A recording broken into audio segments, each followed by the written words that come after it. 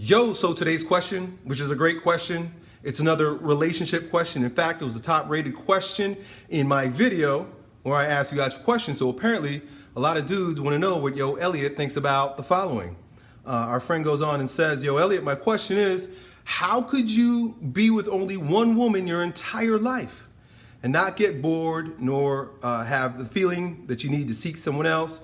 This kind of relationship is rare. And so you're right, dude. Thank you for your question. The fact is that my relationship is rare. For those of you guys who don't know, I've been with my wife for like 25 plus years.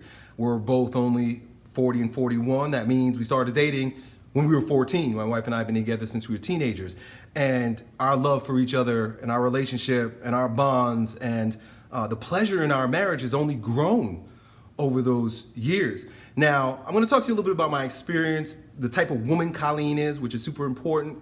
But before I do, I want to read a comment that was given to that comment. So somebody else read that question, and he gave a response that when I read it, I had to acknowledge that I never heard this concept before, but the guy is completely right. And so I'll share this with you because it kind of got me thinking a little bit about why our relationship works so well. He goes on and he responds. He says, listen, man, you can only get three things from a woman. That's what he says. Number one, sex. Number two, domestic comfort, AKA love, taking care of one another, making each other happy, etc. Right? And then number three, children. He goes on and says, if you lock down a girl in her early to mid 20s and made her yours, then she can provide those three things for you for the rest of your life. And that's how you can not get bored with one person. And believe me, if you go for another woman, you will only get those three things from her. And I cannot argue with that. That's a really good response. I'd want you to take that into consideration because a lot of times we think that women have some sort of magical fairy dust that's going to make our life great. We tend to romanticize a lot more than women do. I think women are a little bit more practical in their relationship choices. Although they get into relationships hoping to have that Disney princess experience, when it boils down to long-term relationships, women are a bit more practical, while men, we're more idealistic. So we're looking for something a lot of times that's not there. Rollo Tomasi says that a woman can never love a man the way a man wants to be loved. And so maybe that goes both ways. So it's really a matter of all of us getting practical and thinking about things as they are. And the fact is, a woman cannot provide you with anything beyond that, right? Just think about it. Let that one digest a little bit. Before you have a trigger hair response and you want to be, get fired up and pissed off and women are worth more than that. No. Right? What else? Even my wife. My wife is amazing. And I'll tell you how not only does she fulfill those three things. So I'm going to talk to you a little bit about why our relationship's so good because she does fulfill those three things. But also about the things she doesn't do, which I think is super important. So let that digest. Let that marinate for a little bit. What else could you possibly want from a woman? And if she can give you those three things, then where are you going? Right?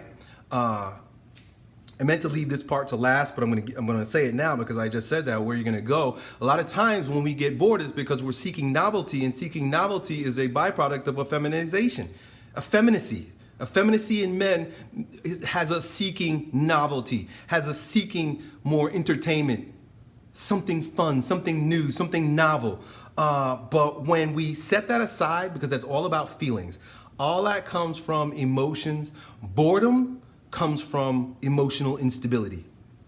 Men have mission, men have a purpose. Men have to be able to sit stoic and strong, be firm, and think long term. That's really what it means to be a practical alpha male, right? A lot of you guys get triggered when I say alpha male also too, but there's a way to be a man. Being a man, it's not arbitrary. There's a right way and there's a wrong way to be a man. There's no question about it. And you see it based on the success of some men and the failure of others, right?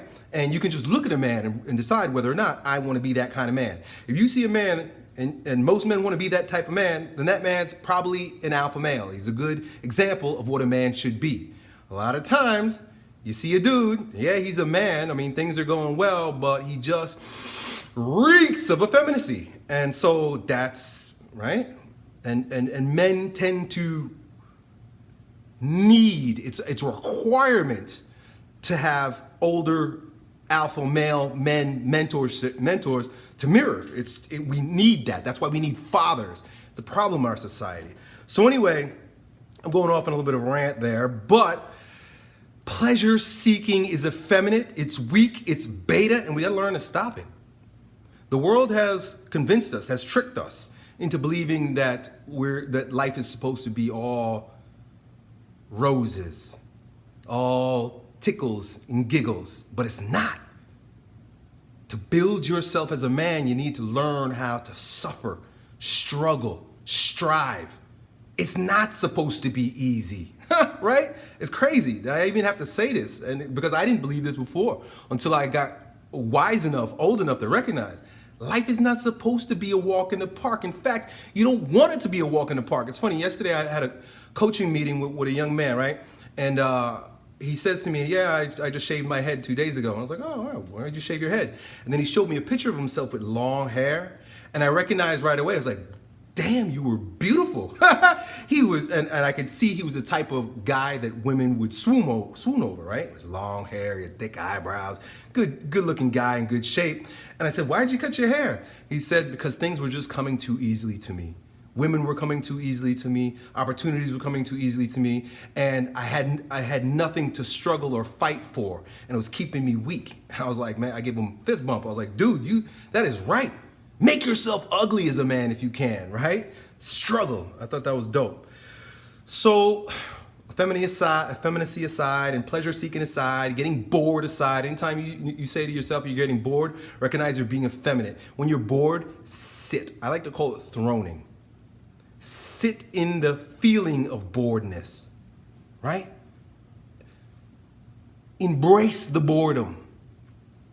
Love the boredom. Love the monotony of life. There's a really good quote that before enlightenment, because of course in this day and age, everybody's looking for enlightenment. Everybody wants to have this nirvana euphoric experience. That's why everybody's addicted to mama ayahuasca and smoking weed and all that shit. There's an old saying that says, before enlightenment, you chop wood, carry water. After enlightenment, you chop wood, you carry water. Boom, just to get over that. Let me go back to what I wanted to talk about here, because I got some notes that I wrote down with regard to Colleen, my wife. So, sex. Okay, let's talk about the three things that our friend talked about. Sex, domestic comfort, and children. Number one, sex. One of the things about Colleen is that she doesn't deny me sex. She's never denied me sex, except if she's on the rag or something like that. Then it's like, all right, cool. But it's not even like I'm forcing it on her. She just wants to make me happy. This is one of the things about Colleen that's kept us together for so long. We put each other's happiness at the forefront. I want to make her happy, and I tell her this. I don't know if it's a good idea to tell a woman this, but for me, in my experience, it was weird. We're weird. I tell her, baby, I just want to make you happy. Whatever I can do to make you happy. I want to make you happy. I want to make your life good. I say that to her. And it's the same thing to her. She never will deny me sex. She's never denied me sex. And I brought it up to her before, and she says, because I want to make you happy. Now, it doesn't mean she doesn't enjoy sex, because a lot of times she comes to me, and I know she's enjoying our sex. You know, I'll have to prove it to you guys. But she just doesn't turn me down. If you have a woman that's turning you down for sex, she's not fulfilling those three things. The only three things that she could give you. If you got a woman and she's denying you sex, then right there, she's not fulfilling the basic shit. Right? And if it starts early in the relationship, you know it's going to get worse later on. That's it. Doesn't deny sex. But number two, I'll put with that is that she stays sexy. My wife lifts. She watches what she eats. She's 40 years old and she's lean, she's fit, she's got muscles. My wife is dense, she's hard. She has a better body now than she did when she was a teenager because she lifts with me. I keep her in shape, but she wants to be in shape. She wants to look good. She wants to be healthy for her, but also for me, right? She does, because you could only imagine Elliot Hulse walking around with a fat chick. She couldn't, even for her own dignity, she couldn't do it. So sex, number one. Number two, domestic comfort. You know, part of the reason why I married her is because she made my domestic life comfortable even when we were younger. She basically became a mentee, my mother's student. She learned how to cook, she learned how to clean, she used to do my laundry when I was in high school. And I used to resent this a little bit, as strange as it sounds, but I think you guys will understand where I was like, oh man, she's just like my mom. I'm kind of happy now. Well, for the past 20 years, I figured out like, wow, this is great. There's a woman that she's domestic. She wants to know how to cook. My mother taught her how to cook. But that's like the basic domestic comfort stuff, right? And that I lump in with knowing your role and playing your parts, right? Like my domestic comfort in that way for her is making sure that the bills are paid, right? What if she's cooking, she's cleaning, she's taking care of the kids, doing the laundry, folding my underwear and shit, but I ain't bringing home the bacon? We got to do it both. It's got to go both ways. But the thing is, we know our roles. I chose my role at a particular point. There was a point when she was working, making more money than me. She was a school teacher and I was a personal trainer. But at one point when she got pregnant, we put down the rules. And I said, listen, babe, I want to provide for you.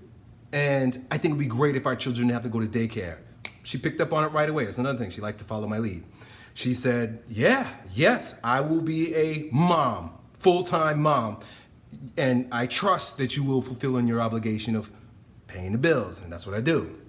Domestic comfort. But beyond just that, actually, I just covered that. The third one, children. And of course, I have 4 children. I wanted a large family. I'm old school. I'm old fashioned, right? How do I say? Tradcon. I'm a traditional conservative.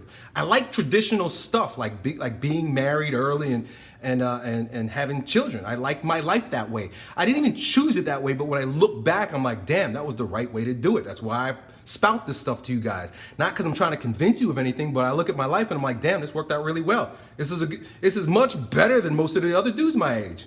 I think there's something to it. In fact, it's the way things were always done. So I promote a traditional conservative idea of marriage and family, right? It freaking works. Look at the rest of the world. It's falling apart. So those are the 3 basic things. Those things are covered, but it's specific to Colleen, because I know a lot of you guys ask me like, what kind of a woman is wife material? And so of course, my wife is wife material, dude. There are a few things that are specific to her that I think you guys might want to keep in mind when you're dealing with a woman to decide whether or not she's wife material. Number 1, Colleen never complains. Before I wrote that down, I was like, let me see if I can remember any time she complained. I cannot. Colleen never complains, even if I'm being a pain in the ass. If anything in a relationship, I end up being a pain in the ass sometimes. She doesn't even complain. She just zips her lip and goes about her day. She just ignores me. Colleen never nags, never complains. She doesn't nag. One of the things is like, there's certain chores that she would like me to do around the house, like one of the faucets are leaking and shit like that, and I just don't get around to it. Well, every once in a while, when she'll ask me to do something, she'll ask me like 1, 2, by the 3rd time, she just goes and does it herself. She will not harp on me, not nag me. Now, I'm not excusing myself, right? I need to do my husbandly duties. But the fact is, she won't get hung up on it, she won't complain, and she won't nag me. She'll either just wait till I'm ready, or she'll do it herself. A beautiful trait, because if I had a woman that was nagging me or complaining all the time, it wouldn't work. When your girl starts complaining, you got to kick her to the curb. No complaints. Number 2, she never speaks poorly about me. Never speaks poorly about me to her friends. In fact, it's funny because she says that she goes out with her friends, like they'll get together, like in, their little hen circles, and all the women complain. She'll come home to me and complain to me about them, so I don't know. About how they all complain about their husbands. Every single one of them come to the table with some kind of complaint about their husband or some kind of story about their husband, letting their husband shit out in the street, right? Or these women who do it on Facebook, it's even worse. Colleen doesn't talk poorly about me behind my back.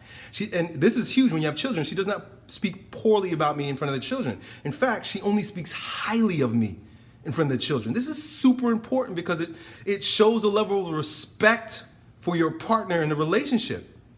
She respects me enough not to backbite, talk about me, gossip behind my back. And so never complains, never nags, never speaks poorly about me. And so the third one I said was never denies sex, but I already spoke about that one. So that's it, man. If she fulfills those 3 obligations and she doesn't nag, I think more than anything what we gotta do is look for what not, like red flags, things not to tolerate in a relationship. You'll be in a good place, dude. I know I am. I love my life. So that's it, man. Hopefully you find the right woman. I really hope you guys do. I feel for you. I don't know what to do. I'm a weird dude in a weird situation, but my heart is in the right place for you. I pray for you guys. Hope it works. Done.